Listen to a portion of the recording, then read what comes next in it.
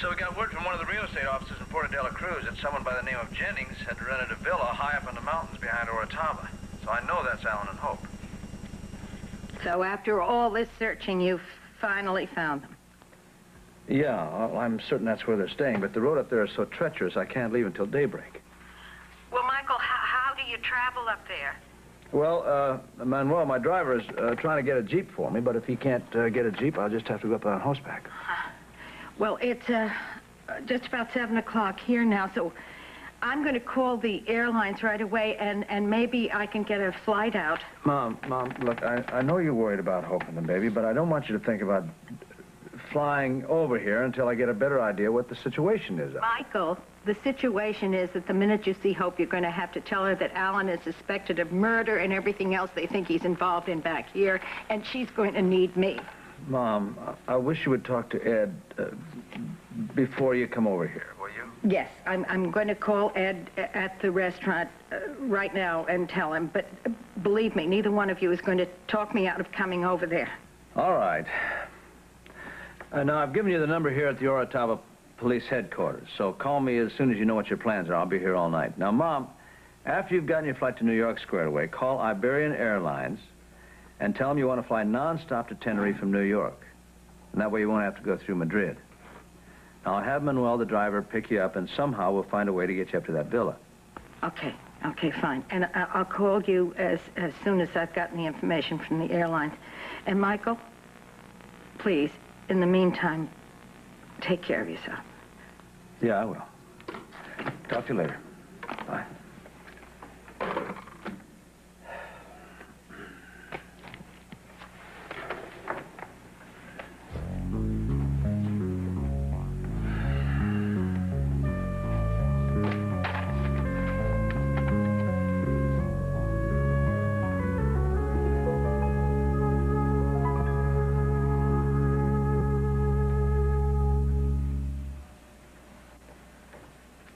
Alan, you were so quiet all through dinner, and you've been pacing ever since. What's the matter? Well, darling, I was just thinking about what you said when I suggested that we spend more time here or move on someplace else for the rest of the winter. Well, darling, all I said was that we have a small baby to consider now, and we have to worry about his health and well-being. Yes, I know, and you're right. That's why I've made up my mind to go home. Home? When? Well, right away. Matter of fact, I want to talk to Wayne. I want him to call Casablanca and make sure that the company jet is ready to take off at a moment's notice. I think I'll go down to the guest cottage now and see him about it. But, Alan, why are you in such a rush to go home all of a sudden? Because it's important to you, darling. Yes, and I know you when you make up your mind to do something. You won't sleep until you get it all settled, will you? Well, go on down and talk to Wayne about it. Get it over with. It's all part of loving you and our son. I hope you know that. I do. Good. Now get some rest. I'll be back in a little while. Okay.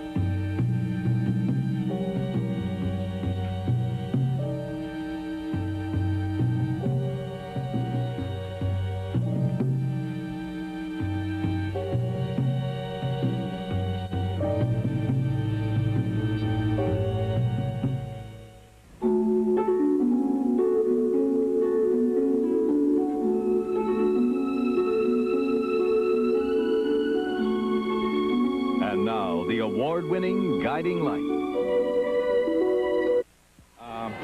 Listen, I called your office when I got back, but you weren't in. Yeah, I left early to help Trish get ready for tonight. Oh. Did you hear that Mike Bauer has located Ellen? Yeah, Mike called Trish tonight and told her. From what I gather, the big showdown's going to be sometime tomorrow. Yes, according to Larry Wyatt, that's what Mike is hoping for. I guess I don't have to tell you what a mess is going to be once Ellen gets back to Springfield. No, you don't. But whether he can talk his way out of this jam or not, the company's still going to suffer. Yeah, I'm worried about Amanda, too. She's been so outspoken in her defense of Alan. If he turns out to be guilty, I don't know. Here she is. I think we've all been a little guilty of underestimating her, Ross. Oh, yes, she is Alan Spaulding's daughter, and the Spauldings, if nothing else, are survivors. Excuse me a minute. Sure, I'll catch you later. Good evening. Hi. Hello. Hi. Are Morgan and Kelly here yet? I haven't seen them. Why? Oh, well, I didn't want them to see these. Oh, well, let me take them. The maitre d' is going to bring all of Kelly's gifts in with the birthday cake later. Okay. Thank you. See you later. Bye-bye. Bye-bye. My sister has worked so hard to make this night so perfect. I want everything to go well for her. You gonna sit there quiet and stone-faced all evening? What do you want me to do, Mom? I want you to try and understand. I just wanted you to have a nice birthday. By going behind my back and asking Ed to give me the night off? I did not ask Ed to give you the night No, well, off. you asked him to make sure I didn't have to work late. That is the same thing. Look, Kelly, you've worked every single night since we've been married, and I haven't complained once when I have to sit home alone. If it was any other night besides your birthday, I would have never... Look, Morgan, come on. Do we have to go into this Yes, right we now? do, because you're trying to make me sound selfish, I and am I'm not trying to make you sound anything, Morgan, but did you ever stop and consider how it made me look for you to go to the chief of staff asking him for special favors just because he's... Look, you went to a lot of trouble to make sure this night came off, so let's just relax and go inside and not argue.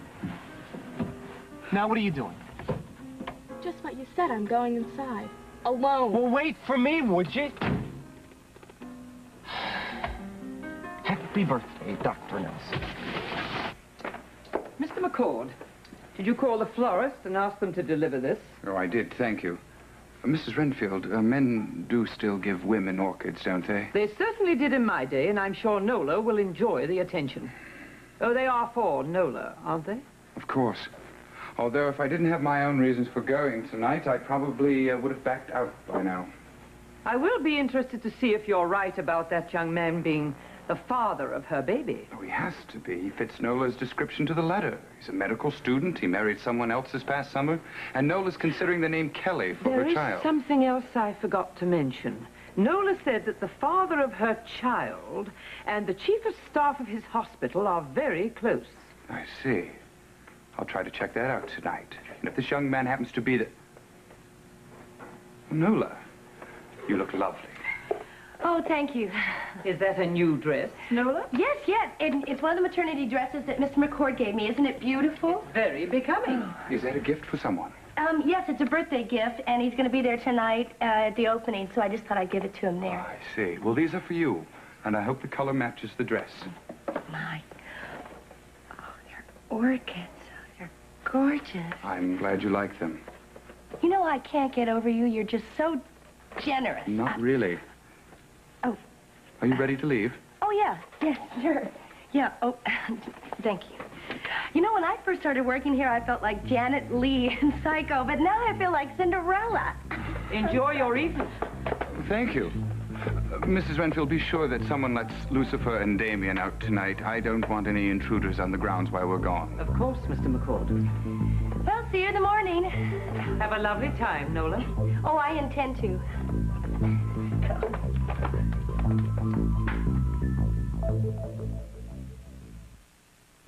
Mom, I still think it'd make a lot more sense if you just stayed right there until I actually see Hope and... Okay. And I know better than to argue with you anyway. I'll have Manuel meet you at the airport, and somehow we'll figure a way to get you up to that villa that Alan rented.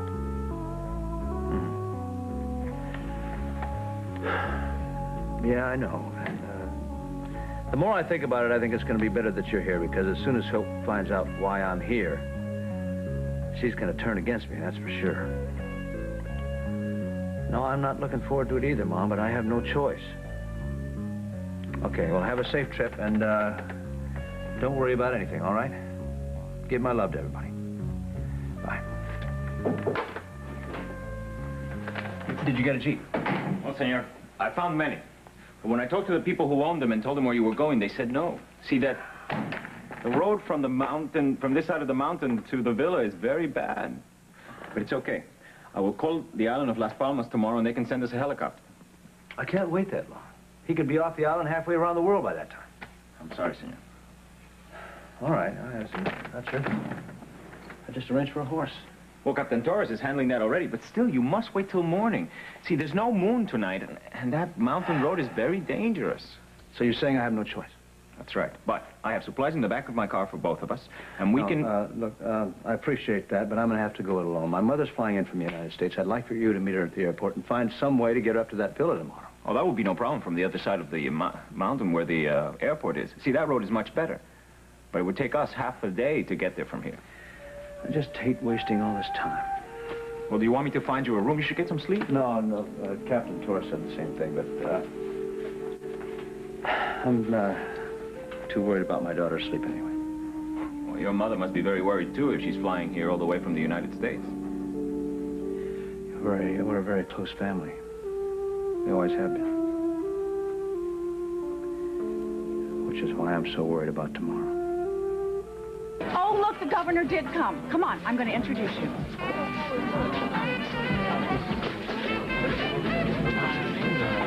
When did this happen? Late this afternoon. Didn't Mike call and tell you about it? He may have tried, but I was observing in surgery all afternoon, so I don't know. Look, I got to get to a phone and call my mother, see if she knows what's happening. Yeah, I suggest you use the office, get a little privacy back. All right, thanks a lot. Yeah.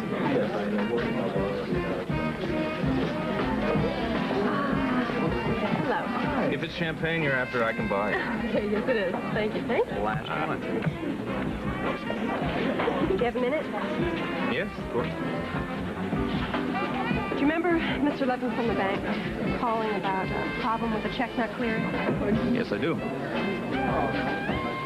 Well, I stopped by the bank on my way home this afternoon, and I figured out why the check didn't clear. Alan withdrew $10 million in cash the day he left.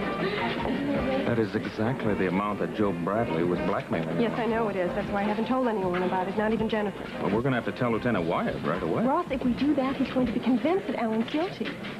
Amanda, I think the opposite. If Alan has already paid Joe Bradley this amount of money, what reason would he have to kill him? But wouldn't we have heard if that amount of money had been found in Joe Bradley's apartment? Ooh, not necessarily, because they are no longer releasing facts about this case. Exactly. Then why should we take the risk of Amanda. telling them? Plenty of champagne and food.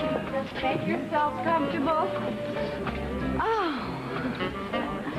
Everything's lovely. Thank you, thank you. Oh, Trish and Joss just told me that Mike is on his way to confront Alan. You must be on pins and needles. Yes, I'm very anxious for Alan to come back to clear himself. Let's hope he can, Amanda. Well, I'm even more anxious to find out who really did kill Joe Bradley. Because whoever it was, they're doing a very good job of making it look like my father did it. I'm looking for Ed. Have you seen him? Yeah, yes, he's in the office making a telephone call. Thank you. You're welcome. Amanda, if you meant what you just said right now, then you had better call Lieutenant Wyatt and tell him about that $10 million immediately. I suppose. Will you make the call for me? Sure. Here's $10,000. That should be enough to cover whatever expenses you incur on the flight back to Springfield. I'm sure it will be more than enough. Good. Now, I want you to take the rest of the money in that briefcase and give it to Hope, but not until you've got her and the baby and Emily back to Springfield. Not before then. Do you understand? Of course. But, Mr. Spaulding, are you sure you're making the right decision? Wayne, I didn't make it.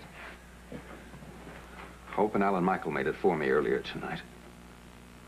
I love those people, and I can't subject them to this kind of life, constantly running, trying to stay one step ahead of her father and the police. Yes, but if you went to Springfield with us, you might be able to... If I went back to Springfield with you, I'd be ruined.